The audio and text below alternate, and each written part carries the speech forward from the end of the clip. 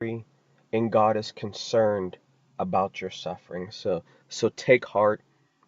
God sees you, He hears you, and He is concerned for you. For an almighty God, creator of heaven and earth, they to be that concerned about man. What is man that you are mindful of him? That to me should bring every one of us comfort in knowing that. So I'll continue. So I have come down to rescue them from the hand of the Egyptians and bring them up out of the land into a good and spacious land. And so just let me stop here again. So I have come down to rescue them. This should bring comfort to everyone who hears this message.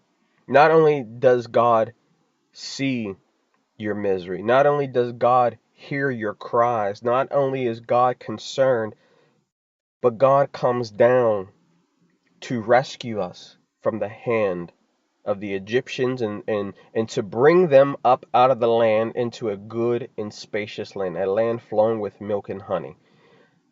The home of the Canaanites, Hittites, Amorites, Perizzites, Hivites, and Jebusites. And now the cry of the Israelites has reached me, and I have seen the way the Egyptians are oppressing them. So now go, I am sending you to Pharaoh to bring my people, the Israelites, out of Egypt, out of the land of slavery. So and we'll continue on here, but I just wanted to draw learning lessons from the prophet of Moses' story. Okay. When we talk about Moses, first, there is a revelation, there is a divine revelation that came to Moses. An angel of the Lord appeared to him.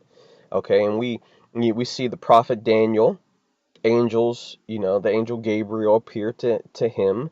We see angelic messengers of God appearing to people, and communicating God's desires to them.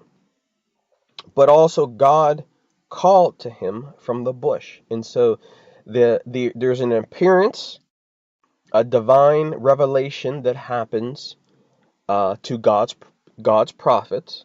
God reveals himself to his prophets. Okay. But also God calls his prophets. And then when he calls his prophets, the last point I want to make is, so now go, I am sending you to Pharaoh to bring my people, the Israelites, out of Egypt. So there is a prophetic appearance, or there is a divine revelation that happens from God to his prophets. There's a call by God to his messengers, and there's also a sending of that prophet to a particular people. When we're talking about the Israelites, when we're talking about the church, God sent his prophets to the church and to the people of Israel. But sometimes, when we're talking about Nineveh and things like that, God also sends his prophets to other cities as well to communicate his message. Um, and so just continuing with Moses in the burning bush. But Moses said to God, who am I that I should go to Pharaoh and bring the Israelites out of Egypt? And I want to draw attention to the fact of Moses' character. Moses was tending sheep. He was a shepherd. Uh, and when Moses says, who am I that I should go to Pharaoh and bring the Israelites? There is a humility that comes along with the prophetic office as well. Moses was a humble man.